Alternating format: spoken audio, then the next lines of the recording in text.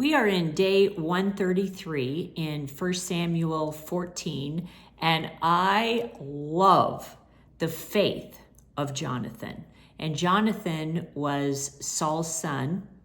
And just to backtrack a little bit, remember the Philistines had 3,000 men, 6,000 charioteers, these vast armies. All 5 cities were ganging up against Israel.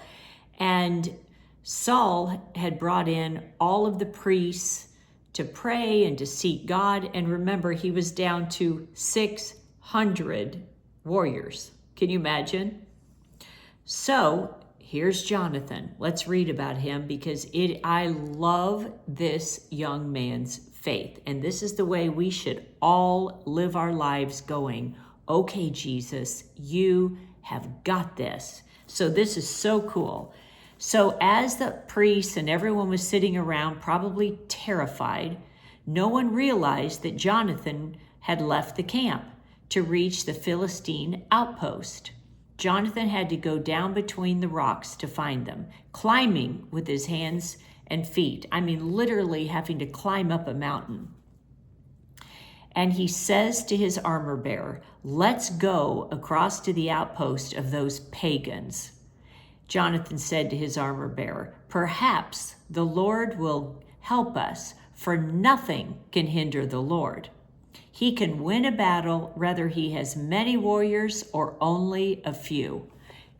Is that the best? He's thinking, okay, armor bearer, you and I, we've got this. God can defeat this army with just a few.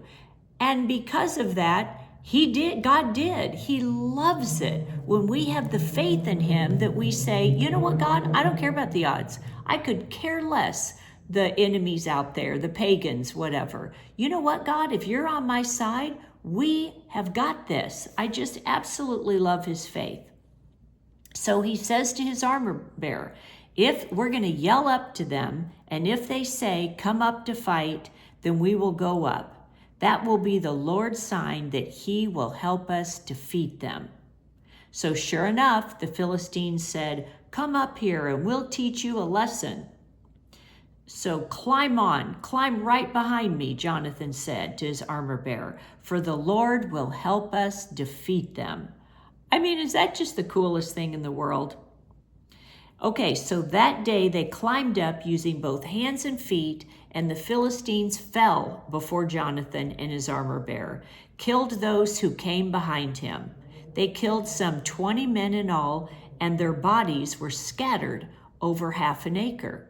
But this is what happened. Even though there were only 20, God used that to defeat them. It says suddenly a panic broke out in the Philistine army, both in the camp and in the field, including even the outposts and the raiding parties. And just then, an earthquake struck. That's what God can do. He's got a plan that we have no idea what he's going to do. All of a sudden, this huge earthquake came, and everyone was terrified. Saul's lookouts in Gibeah, they saw a strange sight. The vast army of the Philistines began to melt away in every direction. Call the roll and find out who's missing, Saul ordered. And when they checked it out, they found that Jonathan and his armor bearer were gone. Then Saul and all his men rushed out to the battle and found the Philistines killing each other. God can cause such chaos amongst our enemies that they'll start destroying each other. It'll just become a feeding frenzy. And yet God says, just watch me, just trust me, and I will fight your battles for you. So the Lord saved Israel that day, and the battle continued to rage even beyond Beth Aven. Because of one man's faith, God won that battle for them. And Saul had called his men to a fast. And Jonathan didn't know, so he had eaten some honey along the way to give him strength. And when Jonathan found out, he said, that was such a mistake on my dad's part, because you men could have killed thousands more if you would have had the strength. I don't know about you, but when I fast, I don't have the energy, certainly not the energy to go out into the battlefield. So that's another little lesson right there. Did Saul really hear from the Lord and tell his people not to fast during a day of great battle when they're going against huge, vast armies and they're way outnumbered? I'll tell you what, seek God before you call something like that, or just before you do anything. Seek the Lord and see if it is his will. And Saul said, whoever has, because he went to the Lord and he said, show me if we're supposed to go into battle this next day. And God didn't answer because Jonathan didn't do what Saul had proclaimed. But all the army literally stood up and said, you will not kill Jonathan because he won a tremendous battle by himself. So it would not be the Lord to take them out. And that's why we need leaders who seek the Lord, who hear from the Lord, so they can rule over us and lead our country before God. I think that is so important in our country because our country was built on God. We are in a continuation of John 7, and remember, the religious leaders are still trying to kill him, still trying to say he was not the Messiah because they knew where he was from, and their Messiah was going to just mysteriously appear. But I have to say, I Googled before this, there is a fabulous resource called gotquestions.org. And it's been a wonderful resource to me. And before I read this today, I Googled how many prophecies did Jesus fulfill? And I was astounded. I knew it was over 300 because I had heard that before. But there are lists, and it takes you back to the Old Testament and every prophecy that Jesus, the Messiah, fulfilled. And if you ever have questions, if he's the Messiah, you will be astounded at all of the prophecies that Jesus fulfilled, thousands of years before Jesus came to earth. It's really beautiful, and it just shows you, it just proves that this word is truth. So if you ever want to do that, just Google gotquestions.org, and I want to thank you all for those resources there in that company, and you will be amazed.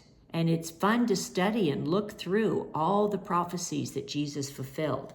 So it says here, the crowd started believing. People amongst the people started believing, saying, would you expect the Messiah to do more miraculous signs than this man has done? When the Pharisees heard that the crowds were whispering such things, they and the leading priests sent temple guards to arrest Jesus. They just couldn't stand it.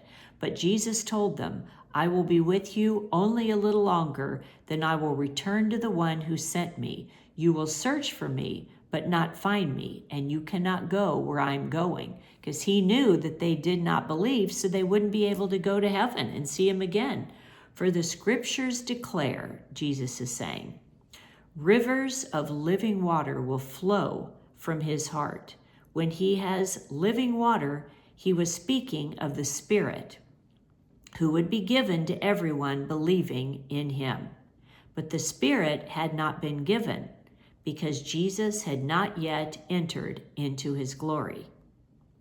When the crowds heard him say this, some of them declared, surely this man is a prophet we've been expecting. Others said, he is the Messiah. Still others said, but he can't be. Will the Messiah come from Galilee? For the scriptures clearly state the Messiah will be born of the royal line of David in Bethlehem, the village where King David was born. And that is exactly what happened. And this verse is what had me go back and say, wow, how many scriptures are there that Jesus fulfilled from the Old Testament? And this one right here, I'm going to say it again. For the scripture clearly states that the Messiah will be born in the royal line of David in Bethlehem, the village where King David was born. How amazing is that? Then he said, we have never heard, the crowd is saying, we have never heard anybody speak like this. Even the guards were responding this. Then Nicodemus, the leader, remember Nicodemus was the one, he was a Jewish leader, very powerful, and he's the one that climbed up so he could see Jesus, and Jesus went to dinner at his house, and he said, how do I enter heaven? And he said, you must be born again. And Jesus was not talking about going back physically into your mother's womb, but a spiritual rebirth. When you invite Jesus into your heart, then you receive that born again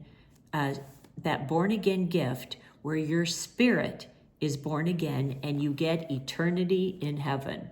And Nicodemus was standing up for Jesus because he knew that Jesus was truth. Okay, in Psalm 109 today, it's the Psalm of David as well. And it says, O God, whom I praise, don't stand silent and aloof. When the wicked slander me and tell lies about me, they surround me with hateful words and fight against me for no reason. And you know what? This isn't just David. And he was king, and everyone did that. You're always going to have people that are for you, and they believe the same way you do in the one true God. And you're always going to have haters that speak wicked things about you, that slander you, that want to destroy you. But are we going to please man, or are we going to please God? And here's what David says. When all the world came against him, even his own son tried to take over his kingdom and tried to get him killed. Here's what David says in the end. But I will give repeated thanks to the Lord, praising him to everyone, for he stands beside the needy, ready to save them from those who condemn them. So David knew, even though all hell was breaking loose and the world was coming against him, he knew that God was going to come to his defense. And he will come to all of our defense. We turn to him, we cry out to him, he hears us, and he answers our pleas, and he protects us. Isn't that the most beautiful thing in the world? And then Proverbs 15 says, only a fool despises a parent's discipline. Whoever learns from correction is wise. You know, as parents, we don't discipline our kids to be mean. We discipline them to teach them what is right so they can grow up and be amazing people. There is treasure in the house of the godly, but the earnings of the wicked bring trouble. The lips of the wise give good advice. The heart of a fool has none to give.